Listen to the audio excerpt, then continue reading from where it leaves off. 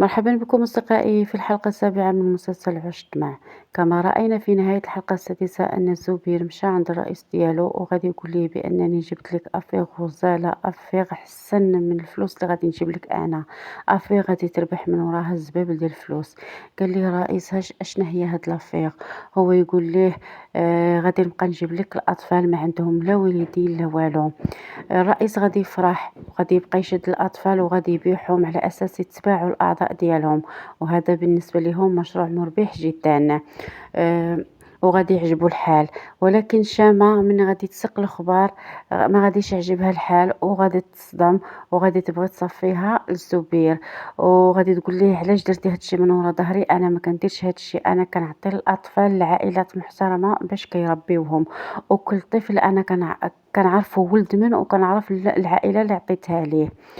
المهم أصدقائي شامة غادي تبغي تصفيها الزبير وذلك عن طريق أخيها أخيه، لذلك غادي تشاجر مع خوه وخوه غادي تصاف العين ديالو. من ناحية أخرى أصدقائي أن ماريا تبحث عن الطفل ديالها، والمفاجأة الكبرى أصدقائي أن الطفل ديالها أمام أعين ديالها اللي هو يوسف ابن شامة، رباته شامة وحسبته ولدها.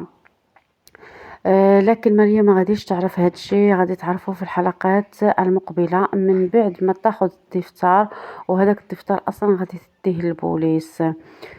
أما بالنسبة لسعيد فغادي يبقى دائما في شجار مع الزوجة ديالو، ولدرجة غيبقى يتبعها وغادي يعرف بأنها كتاجر في الأطفال، وغادي يقول لها بأن ربي مرزقناش لأنك انتي كديري هاد الشي اللي ما كيتقبلو الله ولا عبده، يعني كتبيعي الأطفال حشومة عليك.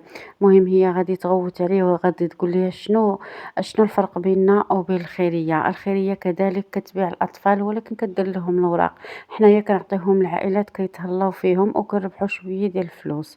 المهم أصدقائي شامة والمجموعة ديالها غادي يدخلوا في واحد الدوامة كبيرة جدا، خصوصا أن زبير غادي يبدا يلوي ليها الدرع ديالها. الزبير غيبدا يربح بزاف ديال الفلوس ويعطيهم هما غير شوية ديال الفلوس. شكرا لكم أصدقائي وإلى اللقاء.